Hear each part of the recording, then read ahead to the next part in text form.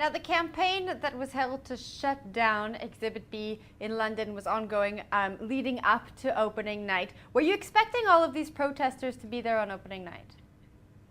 Yeah, of course. I mean, we knew they would be there. I mean, the petition was launched in, I think, the first or second week of August, and it had announced that there would be protests on our opening night. So we really knew that there would be protests. We didn't know how many people there would be. There could have been anything from an estimation of 10% of the amount of people that signed the petition, which was 25,000 people, which would have made it about 2,500 people. In fact, there were only about 200 people. All right. Now, whose decision was it to shut down Exhibit B? I think it was it's a little bit opaque, actually. After the protesters tried to force the doors of the exhibition just after we'd opened on the evening of the premiere, the 23rd of September, and we were given the evacuation order in which the first group of audience and performers and the crew fled out the back entrance. We were then put in taxis and spirited away. We then subsequently heard that the venue manager, who really runs the venue, who the Barbican had hired the venue from, had signed a letter saying that that night's performance, as well as future performances, had been cancelled. I'm not sure who gave him that authority to sign that, and I don't know how legally holding that was. In the subsequent days, myself and my producer, Jan Ryan of UK Arts International, really tried to persuade the Barbican to get the show up and running again. My sense was that there were imperatives coming from higher up that were saying that the show should not continue running. Now, has this challenged your artistic freedom? Do you feel like your artistic freedom has been challenged because of this?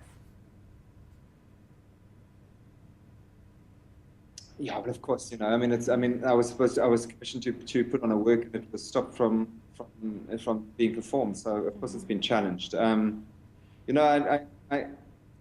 understand where the protesters are coming from as well. It's really tricky when you're doing something, a very subtle, nuanced work in the multi dimensions and multi layers of performance art, and it's reduced to tabloid descriptions and two-dimensional photographs, and how things can be recontextualized and all the subtlety is stripped away. I can understand that we live in an era where we get bombarded with petitions to support dolphins being killed in Japanese harbors, for instance. And we see an image of 12 dolphins covered in blood and we push a button.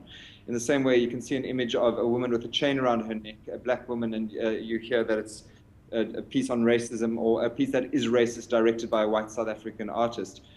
In the same way, you'll push a button. And so it talks to me about the power of the age of the social media and the media in the age that we're living in. I understand where the protests are coming from. I do feel that it's a tragedy that the vast majority of the people that called for the closure of the work and were ultimately successful in that had not seen the piece. And so it was a reactionary response rather than a response of integrity. Now, Exhibit B is now moving on to different countries. Are you expecting the same kind of controversies to follow? We're setting up in Moscow at the moment, and we've got we open in 2 days' time. No, I don't think there's going to be controversy here. Mm-hmm. And Paris, there might very well be controversy. We have presented in Paris in November last year, and there was no controversy. There was very wide acceptance of the work.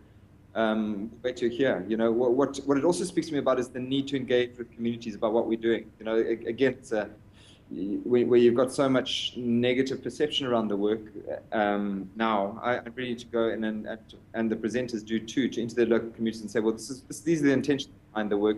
This is where it's coming from. This is what it aims to address. And so people know where it's coming from rather than it being like something that comes from outer space and imposes a vision on a particular community.